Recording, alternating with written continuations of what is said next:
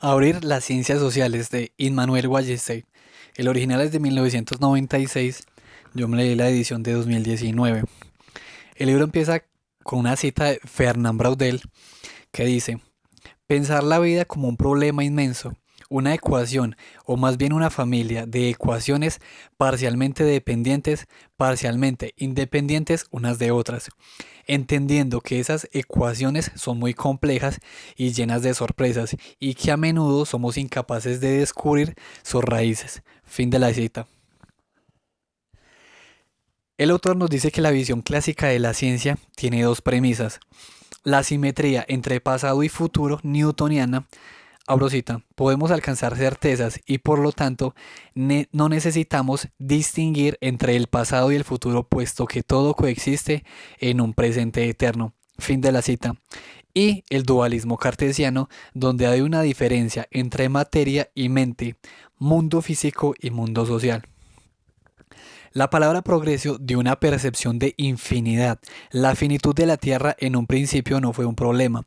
Por el contrario, permitió al hombre acceder a todo. El desarrollo tecnológico del siglo XX encogió el mundo. Ciencia y filosofía no tenían distinción en los siglos XVII y XVIII. A medida que la experimentación tuvo mayor importancia en la ciencia, la filosofía fue quedando relegada. En el siglo XIX, la ciencia pasa a ser relacionada con la ciencia natural y la filosofía queda como otra forma de conocimiento. La universidad, nos cuenta el autor, estaba casi enterrada en el siglo XVI. Finalizando el siglo XVIII, revive y deja de estar tan relacionada con la iglesia.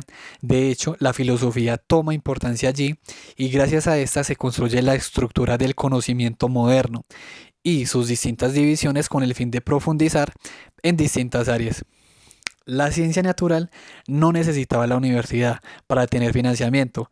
Las demás fueron las que impulsaron su retorno. Las ciencias sociales surgen de una necesidad de organizar un nuevo mundo, pero que fuera lo más exacto posible. Una parte de la historia empieza a legitimar los pueblos, dejando la legitimación de las monarquías atrás. Aurusita. Entonces, nuestras investigaciones en todas las ramas del conocimiento, para ser positivas, deben limitarse al estudio de hechos reales sin tratar de conocer sus causas primeras ni propósitos últimos. Fin de la cita. Esto es una cita de Augusto Comte y también nos habla del pensamiento de John Stuart Mill, que pensaba que las ciencias sociales podían ser igual de exactas que la astronomía con el tiempo. Evidentemente esto no ocurrió. En el siglo XIX hubo un dominio sobre la ciencia social por parte de Gran Bretaña, Francia, Alemania, Italia y Estados Unidos. Las civilizaciones se tenían en buen punto de vista por su estructura, sin embargo, pocos las estudiaron para comparar civilizaciones. De ellos, la búsqueda del por qué Occidente avanzó hacia la modernidad y Oriente no. La geografía se reconstruyó en el siglo XIX, pero tuvo problemas debido a que, abro cita, si los procesos eran universales y deterministas, el espacio era teóricamente irrelevante. Si los procesos eran casi únicos e irrepetibles, el espacio pasaba a ser un mero elemento de la espacialidad. Fin de la cita. Luego de la Segunda Guerra Mundial, Estados Unidos quedó como líder. Gracias a ello, la investigación va a tener la batuta de ello. Las naciones no europeas van a cuestionar los supuestos europeos y la expansión de la universidad en el mundo va a hacer que surja una interdisciplinariedad, ignorando la separación de las disciplinas legitimada tiempo atrás. El autor nos dice también que durante la Guerra Fría hubo más inversión en las ciencias sociales y con ello se empezaron a tapar vacíos en ellas.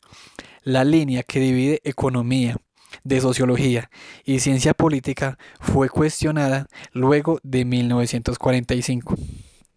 Los estudios de área nacen como un estudio multidisciplinario.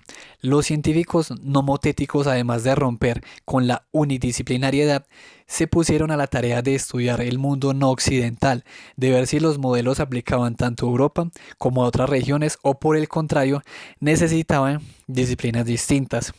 Surge entonces la pregunta de si la modernización llegó a todos lados, en qué nivel va y una preocupación política por el desarrollo.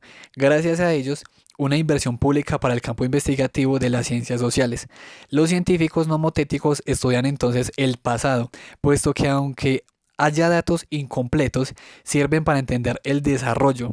La New History y Annales son intentos de ello, pero es luego de 1945 donde surge un mayor apoyo en esto. La historia había obtenido buenos resultados en la historia política, no así en la historia social y económica.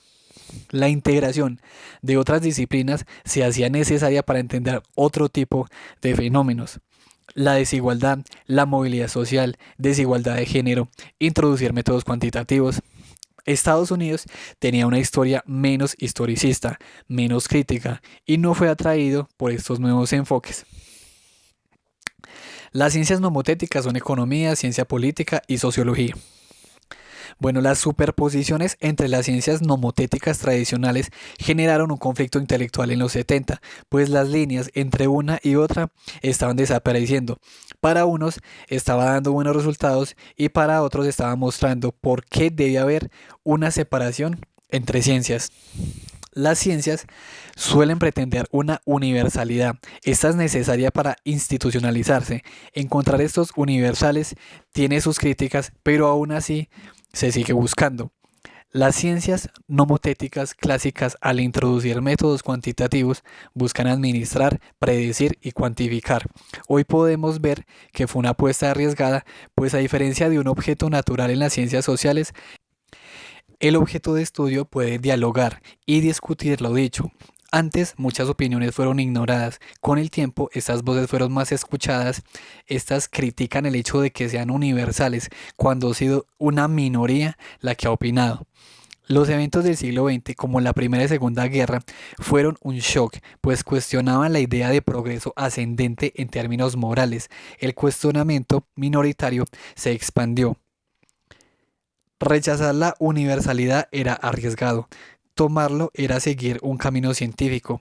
Las feministas tuvieron un papel en cuanto al desafío de lo universal en los 70.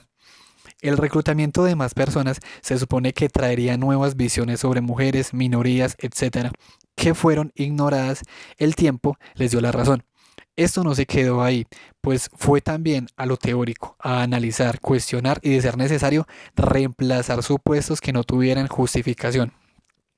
Engelbert Menck, en 1978, habló sobre la descolonización de las ciencias sociales, ya que las teorías en su creación han tenido relación con el poder. El autor habla sobre el estudio de nosotros en lugar del otro, como búsqueda del conocimiento.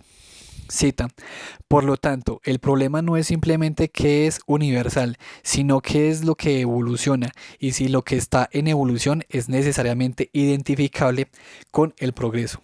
Fin de la cita. Y Manuel nos dice entonces que las ciencias naturales en la década del 60 se empezaron a acercar a análisis más cualitativos que cuantitativos, algo más blando, menos exacto, abrió la puerta a una concepción creativa, en movimiento y ya no una concepción mecánica. Las ciencias sociales se han desarrollado con el Estado como un eje fundamental para entender los procesos y las problemáticas. En los 60 se empezó a ver que el Estado no podía solucionar todo. Había una visión muy de progreso que no funcionó. Se piensa entonces en cambiar el análisis tanto mirando cosas más pequeñas como las regiones hasta aspectos que involucran otros lugares del mundo. El Estado no se deja de lado, pero sí pierde su protagonismo como eje central. Y con esto un cuestionamiento hacia todas las teorías y explicaciones que se habían desarrollado. La objetividad se ha buscado, pero la tendencia del investigador afecta a esto. Las ciencias nomotéticas, por medio de datos más cuantitativos y actuales, quisieron solucionar el problema. Los historiadores ideográficos, por otro lado, plantearon ir a las fuentes primarias, con el fin de evitar errores de otros escritores. Pero ninguno de los dos tuvo una solución, digámoslo, satisfactoria. No se debe entonces eliminar las distintas ciencias, pues eso permite canalizar los estudios, pero sí debe haber una mejor integración. El conocimiento histórico, económico y sociológico no debe ser exclusivo de cada rama. Todos deben tener conocimiento de distintas áreas, pues son problemas que competen a todos.